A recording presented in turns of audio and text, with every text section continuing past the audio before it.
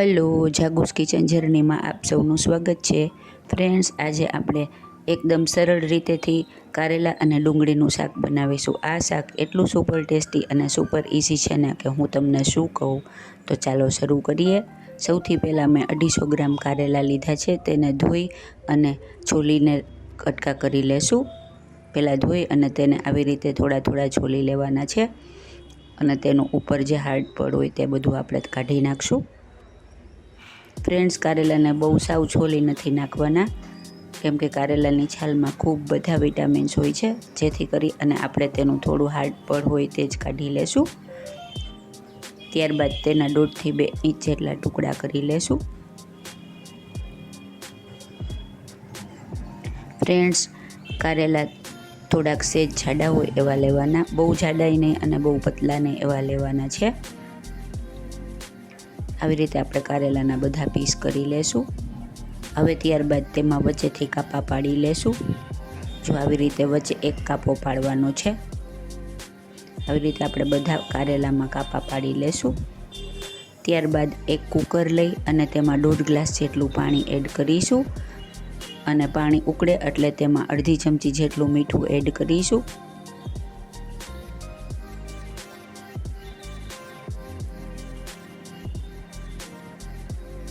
હવે પાણી ઉકળી જાય એટલે આપણે તેમાં કારેલાને એડ કરી દઈશું. ફ્રેન્ડ્સ, તમે આ બાઉલમાં પણ કરી શકો છો, પણ બાઉલમાં કરવાથી થોડોક ટાઈમ જાય છે. કુકરમાં ઝડપથી થઈ જશે. ત્યારબાદ આપણે તેમાં પિંચ જેટલી હળદર એડ કરી દઈશું. આનાથી આપણા કારેલાનો કલર એકદમ સરસ આવી જશે. ત્યારબાદ કુકરનું ઢાંકણ બંધ કરી અને 3 વિસલ વગાડી લેશું. હવે કુકર સાવ ઠંડુ થઈ જાય ત્યારબાદ આપણે તેને ખોલી અને જોઈ લેશું. જુઓ, આપણા કારેલા ચડી ગયા છે. આપણે તેને ચેક કરી લઈએ.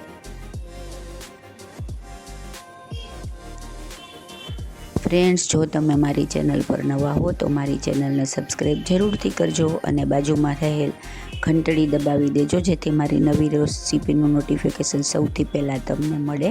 હવે આપણે સ્ટફિંગ રેડી કરી લેશું. આના માટે મેં અડધો કપ ગાંઠિયાનો લોટ લીધેલો છે. ગાંઠિયાને મેં ક્રશ કરી લીધા છે. ત્યારબાદ 1 મોટી ચમચી સિંગદાણાનો પાવડર.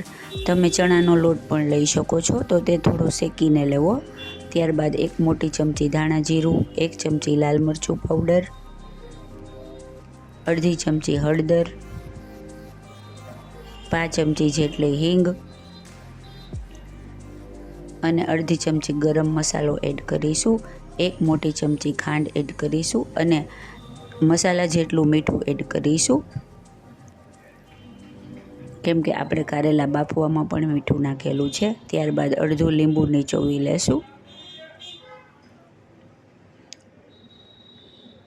ત્યારબાદ 2 ચમચી જેટલું તેલ એડ કરી અને આવી રીતે હાથેથી મિક્સ કરી અને આપણે સ્ટફિંગ રેડી કરી લેશું.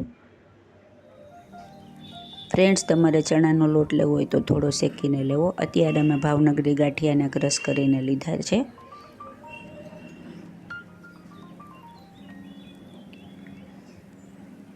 આપણો મસાલો સરસ રીતે રેડી થઈ ગયો છે અને આપણા કારેલા પણ ઠરી ગયા છે.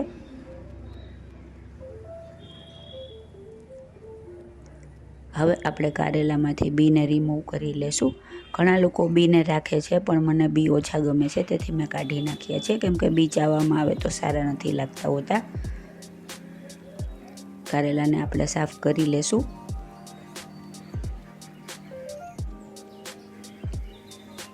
હવે આપણે રેડી કરેલો મસાલો કારેલામાં આવી રીતે ભરી દેશું. ફ્રેન્ડ્સ, આ શાક ગરમ રોટલી અને કેરીના રસ સાથે એટલું સરસ લાગે છે ને કે જેને કારેલા નહીં ભાવતા હોય તે પણ ખાશે અને આ શાક બિલકુલ કડવું લાગતું નથી. ત્યારબાદ આપણે એક પેન ગેસ ઉપર મૂકીશું અને તેમાં 3 થી 4 ચમચી જેટલું તેલ એડ કરી અને તેને ગરમ થવા દેશું. ત્યારબાદ તેમાં 5 ચમચી જેટલી હિંગ એડ કરીશું. ત્યારબાદ મેં 1 મોટી ડુંગળીની સ્લાઇસ કટ કરી લીધી છે, તે લેશું. આ ઓપ્શનલ છે, તમે ન ખાતા હો તો તમે સ્કીપ કરી શકો છો. એમ પણ શાક ખૂબ જ સરસ લાગે છે, પણ ડુંગળીવાળું શાક ખૂબ જ સરસ લાગે છે. અને મેં મસાલામાં અત્યારે ખાંડ લીધી છે, તમે આની જગ્યાએ ગોળ લઈ શકો છો.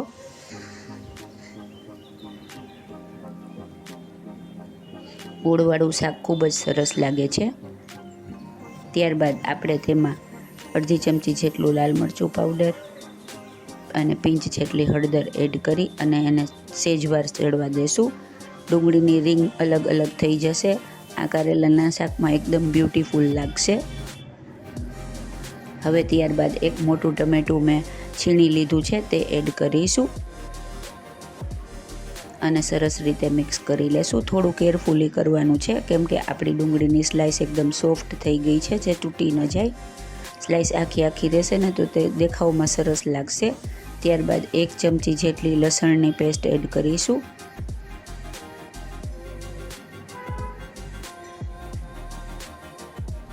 અને સરસ રીતે બધું ચડી ગયું છે અને તેલ પણ છૂટી ગયું છે. હવે આપણે ભરેલા કારેલાને એડ કરી દઈશું. ફ્રેન્ડ્સ, તમે ગોળ નાખ્યો હોય ને તો ગોળનું પાણી આમાં થાય છે અને એકદમ સરસ લાગે છે. પણ અત્યારે આપણે ખાંડ લઈને બનાવ્યા છે કેમ કે મારે હેલ્થ ઇસ્યુ હોવાથી હું હમણાં ગોળ ખાતી નથી.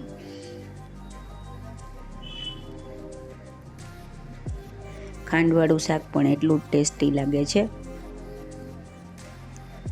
હવે બધું બરાબર એકદમ કેરફુલી મિક્સ કરી લેશું અને ત્યારબાદ તેમાં અડધો ગ્લાસ જેટલું પાણી એડ કરી અને મસાલો એકદમ સરસ મર્જ થવા દેશું.